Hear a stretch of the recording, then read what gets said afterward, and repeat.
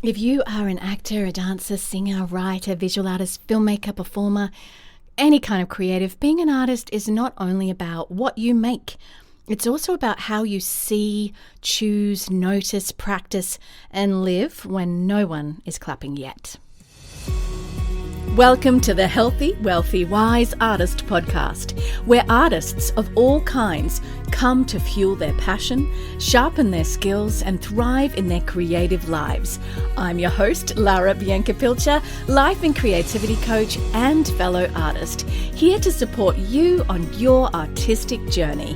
Whether you're a performer, writer, visual artist, or any kind of artist, this is the space for real talk, practical advice, and inspiring stories. Subscribe and join us each week for more inspiration and actionable insights to fuel your artistry. Let's dive in and get inspired.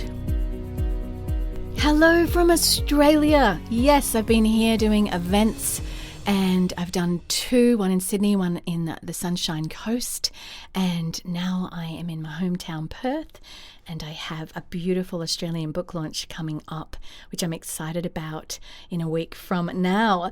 So welcome back to Healthy, Wealthy, Wise Artists, the podcast for artists, performers, makers, storytellers, creative souls who want to reconnect with their creative identity in a world that moves too fast. I'm Lara. I'm a professional certified coach and a performer and a published author and a speaker. And in this episode, it's about living as an artist and not just making more art. This matters because it's about who you are, not just what you produce. It's one of those conversations that sits right at the heart of what I do and what I love to do in the world, because many artists have been trained to measure their creative life by output. What did you produce? What did you finish? How many books have you got out? How many shows have you been in? What is your IMDb? What did you book? What did I post? How many followers have you got? What did I sell? What did I make that other people can still see and be impressed by? And you know what?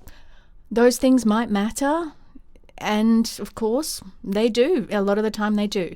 But if your entire sense of self, of being an artist, depends on what you are currently producing, your identity is going to feel shaky every time life slows down. And all the work gets interrupted, or the outcome takes longer than you hoped for, which is a lot of artists. So in this episode, we're talking about what it means to live as an artist and not just make art. It's the kind of conversation your creative life needs. Follow Healthy, Wealthy, Wise Artist or subscribe so you don't miss what's next.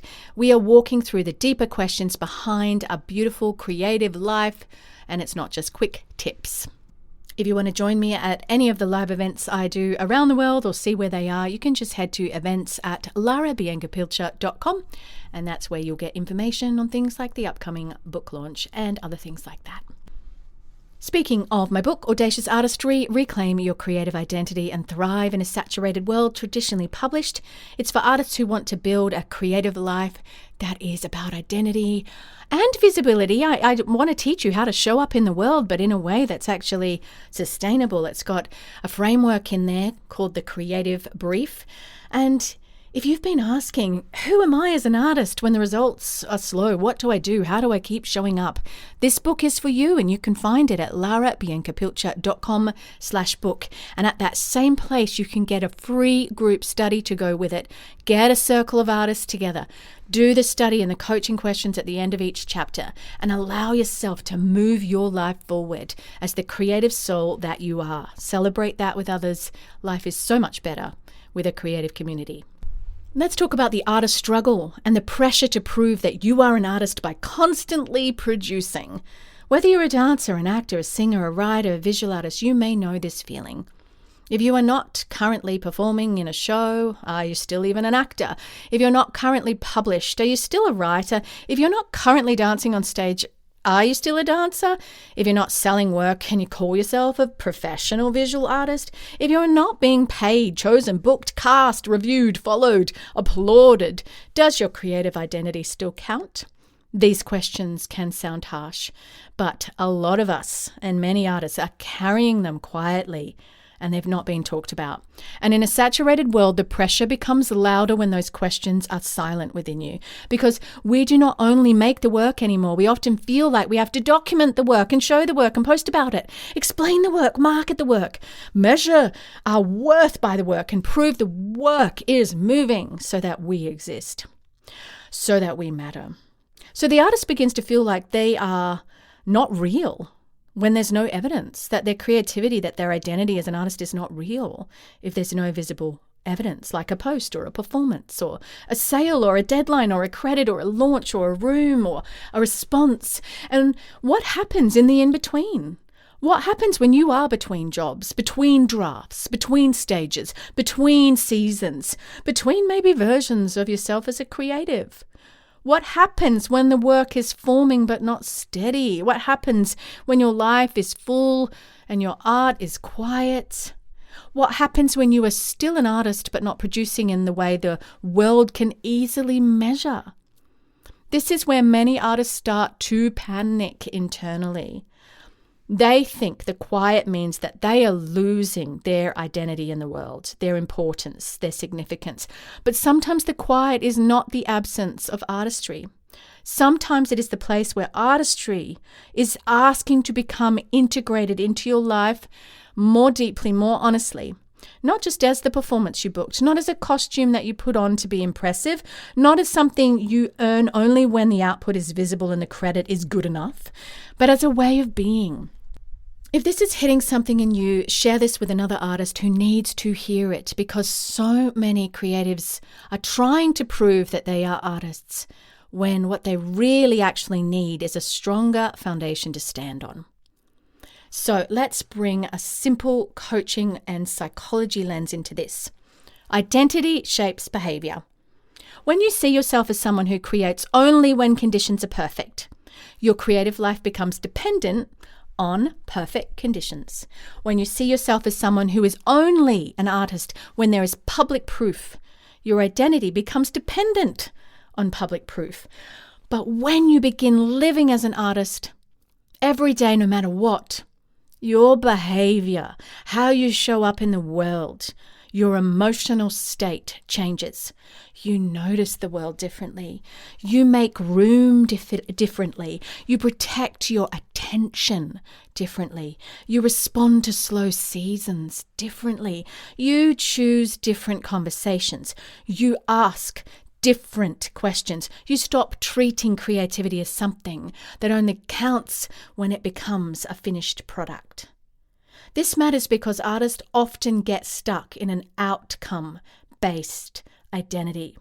An outcome-based identity says, I am an artist if the work succeeds. I am an artist if I am chosen. I am an artist if I am visible. I am an artist if I am making enough, if I'm proving myself.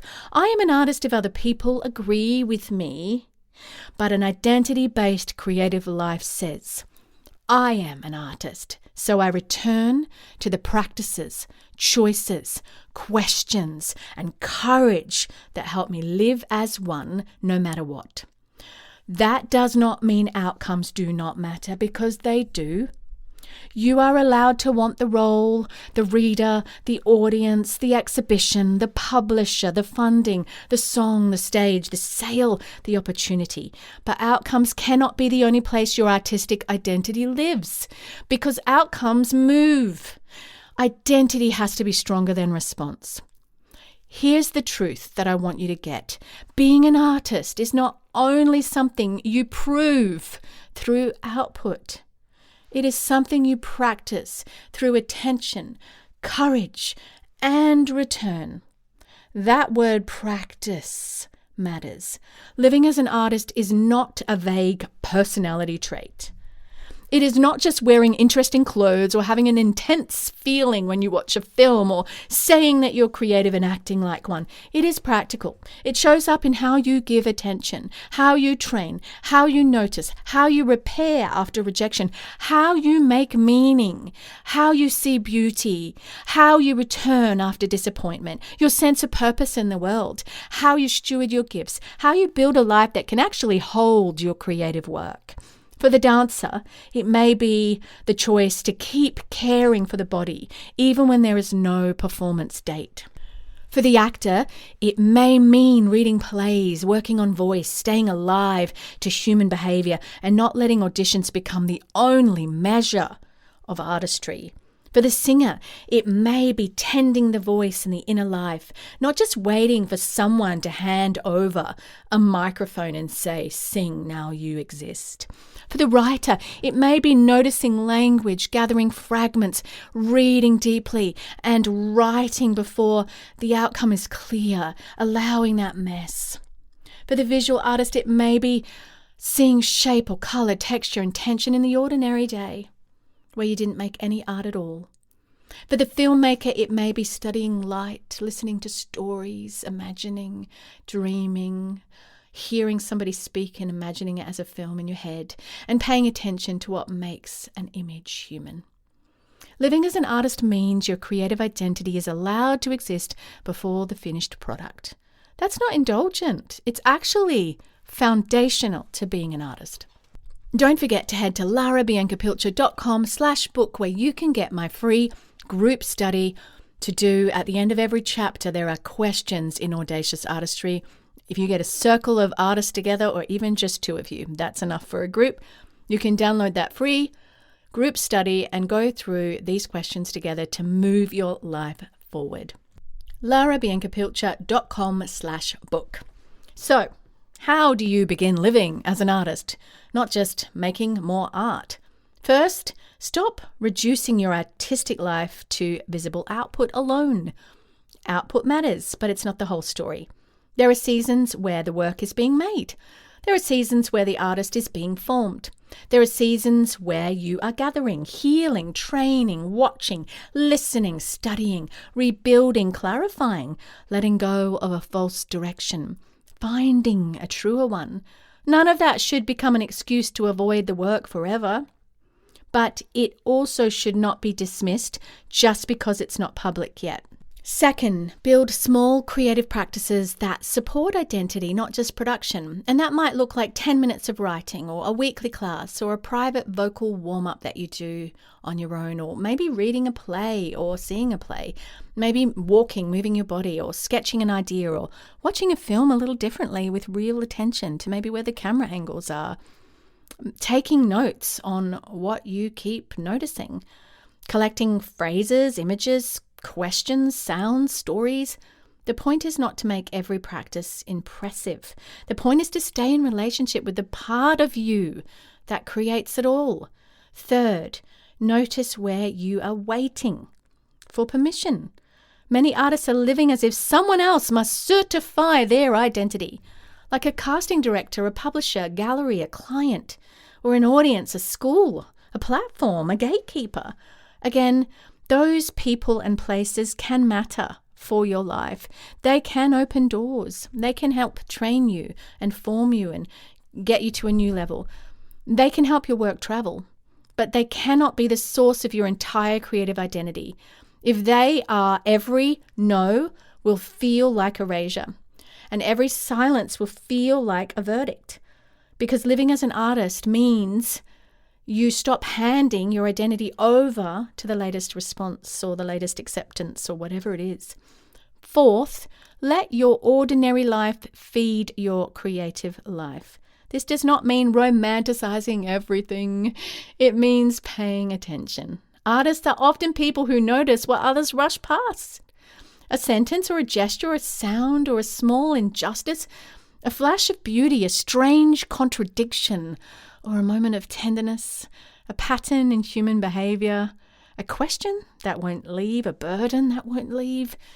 Your artistic life is not separate from your life. It is shaped by how you move through the world. That is why rest matters. Relationships matter. What you consume matters. What you practice matters. What you keep tolerating matters. What you keep avoiding matters. What you keep returning to matters. A creative life is not built only in the studio or the stage or the desk or in front of the camera. It is built the way you live with attention. And fifth, remember that integration is slower than performance. Performance can happen quickly. You can post something, finish something, announce something, or share something. But integration takes longer. Integration is when your values, practices, identity, choices, and creative work start to line up. That's integration in psychology. That is not always dramatic. It can look like saying no to the work that drains the life out of your art. I'm not talking about the job that you survive, which is a gift and can allow you to continue to be an artist because it's providing your food or whatever that is for you. It may look like returning to class after maybe years away. It may look like writing quietly before anyone knows you were writing your book. It may look like choosing not to chase a trend that would make you feel less honest and not true to who you are and your voice. It may look like protecting 1 hour a week.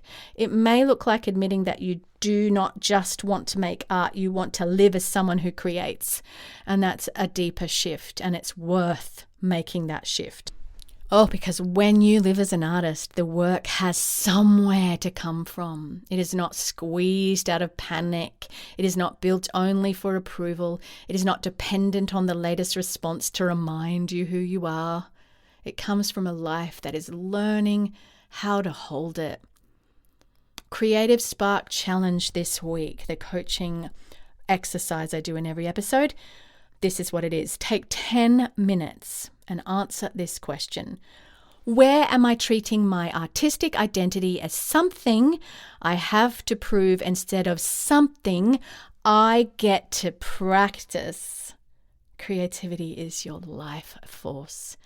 It is beautiful. It's how you make meaning. It's how you offer contribution to the world. Where am I treating my artistic identity as something I have to prove instead of something I get to practice? Then choose one small practice that helps you live as an artist this week. Not a giant plan.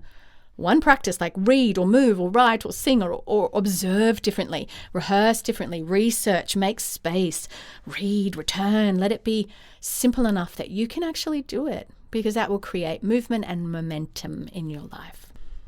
So in this episode, we talked about living as an artist, not just making more art. We looked at the pressure to prove your identity through output, the difference between outcome-based and identity-based creative living, and the quiet practices that help artists stay connected to who they are. Remember, being an artist is not only something you prove through output, it's something you practice through attention, courage, and return to it. If this episode resonated, follow Healthy Wealthy Wise Artist so you don't miss what's next. And if you know another artist who feels like they aren't allowed to call themselves an artist anymore when they're not producing or whatever it is, send this episode to them. And next week, we are continuing with this arc with the episode called This is the Work I've Been Walking With You Through. That one is about the deeper creative identity work we've been circling about in this season on the podcast. Before I close, I want to mention my other podcast with my husband, Andrew, Marriage, Intimacy and Healing with Andrew and Lara. It's a show for marriages, couples, relationships who want to understand each other more deeply, repair disconnection, and build a healthier marriage with practical, compassionate tools. It's part of the work I do for Creative Restoration International, our registered not-for-profit. If supporting meaningful work is something that you would like to do, head to creativerestorationinternational.com and consider becoming a monthly supporter. Thank you. Don't forget, I'm with you on the journey. Thank you for being here. Keep returning to the work. Keep living with attention. And remember, your creative identity is bigger than this week's output. Bye for now. Thank you for tuning in to the Healthy, Wealthy, Wise Artist podcast. If you enjoyed today's episode, don't forget to subscribe so you'll never miss an inspiring conversation or actionable insight. You can read the show notes and learn more at larabiancapilcher.com. And be sure to share this episode with fellow artists who could use a little extra inspiration. Until next time, keep creating, stay audacious, and remember, your artistry matters.